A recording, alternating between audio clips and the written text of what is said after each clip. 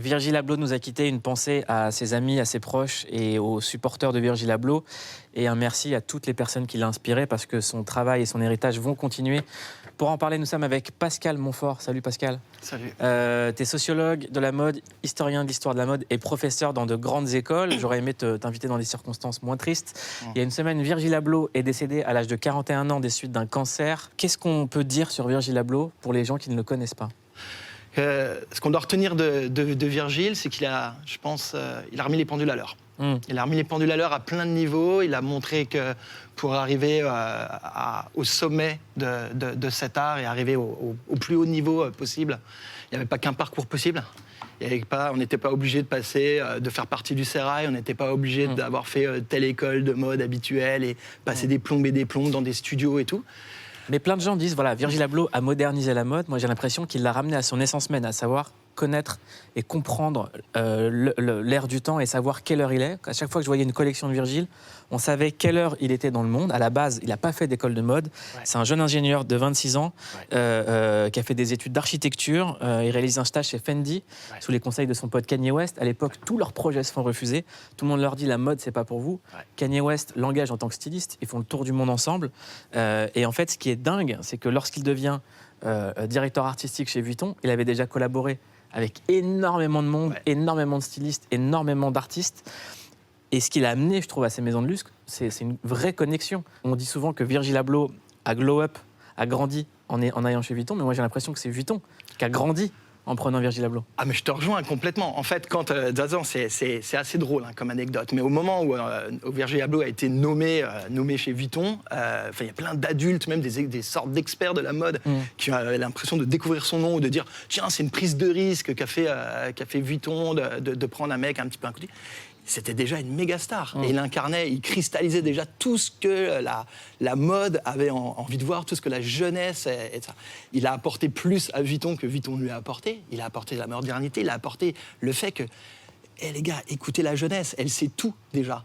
Et au premier show même de Virgil, avant même Vuitton, Off-White, pendant les défilés à Paris, il y avait certains sièges qui étaient vides parce que certains journalistes estimaient...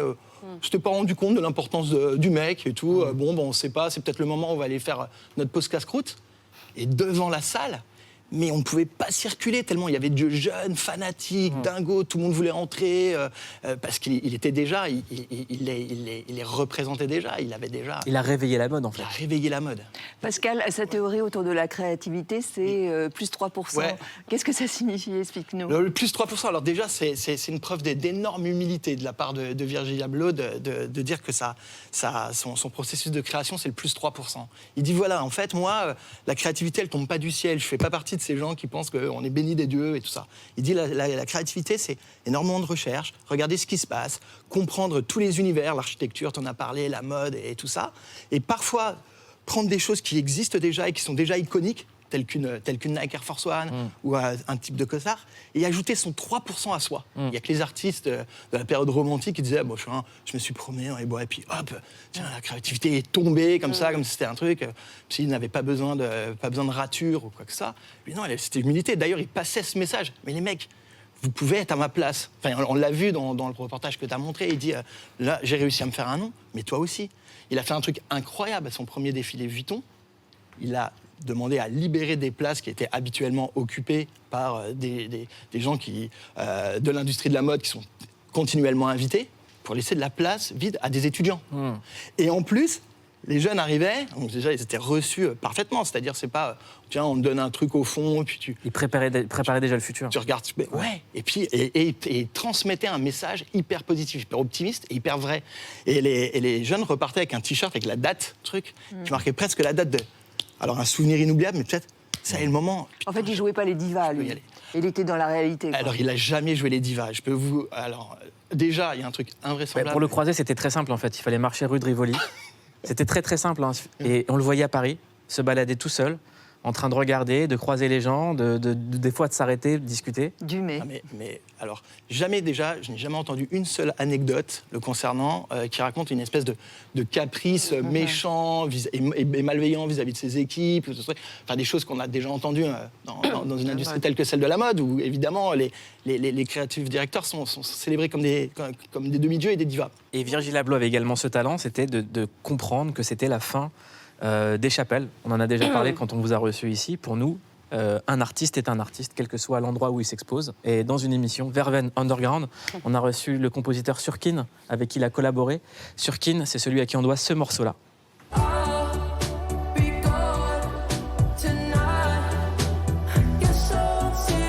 Et Surkin nous parle de Virgil Abloh. Virgil, je pense que ce qu'il a vraiment apporté, c'est qu'il avait une science de connecter des gens à travers le monde, d'horizons hyper larges. C'est quelqu'un qui a ouvert beaucoup de portes à beaucoup de gens, qui s'est jamais reposé, on va dire, sur son statut qu'il avait gagné à force de travail et d'acharnement. C'est une grosse perte, je pense, pour le monde. Pour le monde créatif au sens large. Virgil Abloh a également travaillé avec d'autres Français. C'est les seuls qui ont travaillé avec lui d'ailleurs, c'est PNL. Ils lui ont rendu un hommage en postant un poème sur les réseaux sociaux. Merci quel show, le silence brille, le silence scintille. Merci quel style, un homme défile, un ange l'invite. La vie est belle, une âme s'endort, elle laisse un profond regard. La vie est belle, une âme s'envole. Off-White de Noir. Ils ont travaillé ensemble sur le clip de ODD, une collaboration entre PNL et Virgil Abloh. Et on a un autre immense artiste français qui a travaillé avec Virgil Abloh qui nous a laissé un mot. C'est pour moi l'un des plus grands artistes contemporains vivants, c'est Mohamed Bourouissa. On a commencé à discuter, échanger sur ce qui serait possible. Je pense que le tableau de Courbet, en fait, c'est arrivé un peu comme une évidence.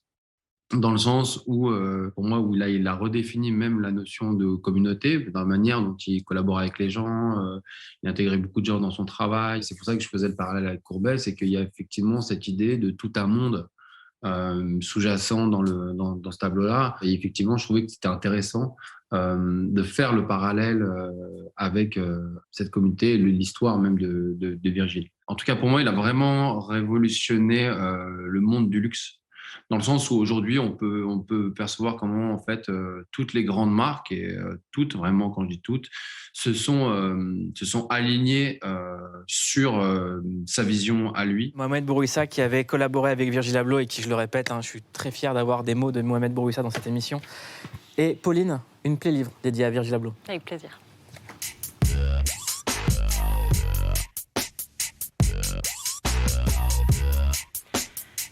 Alors Mouloud, le premier livre dont je voulais vous parler, c'est celui-ci. Il est tiré d'une exposition, c'est une monographie, et si je tenais absolument à le partager avec vous tous, c'est parce qu'en fait c'est un objet unique.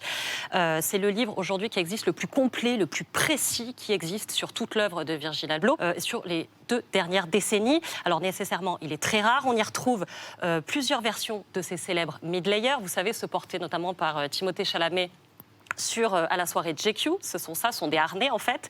Et hormis la haute couture, on suit aussi son processus de création à Virgil Abloh, dans le design notamment, parce qu'on me disait tout à l'heure, il était architecte de formation, et il a notamment collaboré avec Ikea, comme par exemple ce tapis que vous allez voir en ticket de caisse, mais aussi du mobilier urbain avec cette rampe de skate. C'était un grand fan de skate aussi, il a fait beaucoup de mobilier urbain, et aussi des objets purement conceptuels. Ça, c'est ma préférée, c'est la Pink Panther Scale of Justice. Donc premier degré, c'est la panthère rose. Second degré, c'est le symbole de la justice, une balance. Troisième degré, c'est un hommage aux Black Panthers, vous savez, le groupe révolutionnaire de défense des droits des Noirs. Et enfin, dernier degré, et peut-être le plus gros clin d'œil de Virgil Abloh à l'univers de la mode, c'est qu'en fait, les Pink Panthers, c'était aussi un groupe de cambrioleurs de l'Est qui avait pour fâcheuse habitude de dévaliser en fait des bijouteries de luxe. Donc voilà, il s'amusait régulièrement avec les symboles. Je vous laisse méditer. Dans le livre, on aime bien aussi ce cerf-volant Louis Vuitton qu'on a retrouvé.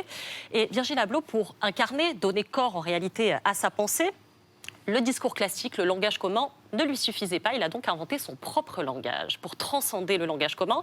Et pour ça, il a utilisé ces guillemets que vous voyez, qui sont devenus clairement sa marque de fabrique et à travers lesquels il permet vraiment aux choses, aux gens, de s'incarner, d'incarner sa vision.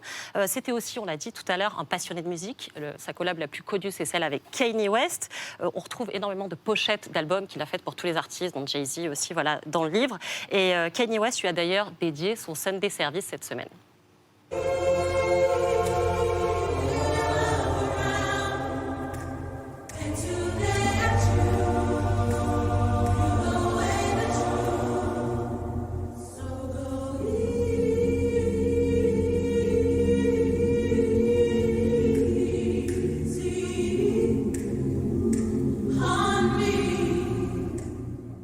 Alors maintenant, je voulais vous proposer un petit focus sur un objet qui était très cher à Virgil Abloh, c'est la sneakers. Et avec ce livre, c'est sa collab avec Nike, Virgil Abloh, Nike Icons. Donc l'aventure, elle commence en 2016 et Nike invite Virgil Abloh à upgrader 10 paires de sneakers pour célébrer les modèles les plus iconiques de la marque. Et alors ce qui est génial avec ce livre, c'est qu'on rentre vraiment dans la tête de Virgil Abloh sur tous ses secrets de fabrication. Il retrace étape par étape tous les processus de création à travers des clichés incroyables et aussi des petites annotations, depuis ses prototypes jusqu'à des œuvres plus abouties. Et on voit aussi même les conversations qu'il a entretenues avec les designers de Nike par message. Donc il y a vraiment tous les éléments. On le découvre en bricoleur génial qui va coller, décoller, rescotcher en fait ses guillemets notamment. Et il pratique, c'est ce qu'on disait tout à l'heure, dont parlait Catherine, le ready-made et cette fameuse technique des 3% qui fait que l'objet est souvent encore familier mais en même temps tout à fait neuf. Enfin, on réalise l'importance pour Virgil Abloh de s'inscrire dans un temps long. Selon la formule consacrée, rien ne se perd, rien ne se crée. Tout se transforme, ça lui ressemble beaucoup. Alors en refermant ces deux anthologies que je vous propose aujourd'hui, on se dit que finalement, la fin pour Virgil Abloh n'était ni plus ni moins qu'une figure de style. Pascal, on vient d'écouter dans la playlist de Pauline un extrait de Kanye West. Il y a cette fameuse phrase où Kanye West disait « mais c'est moi qui aurais dû être à la tête de Vuitton et pas Virgil ». Et en fait, c'était un compliment déguisé de la part de Kanye. Ouais, mais en fait, c'était un hommage. Ouais. Et d'ailleurs, il y a cette image qui restera culte pour tout le monde. Hein, à la fin du défilé Vuitton, quand ils s'embrassent. Ils s'embrassent avec énormément d'honnêteté.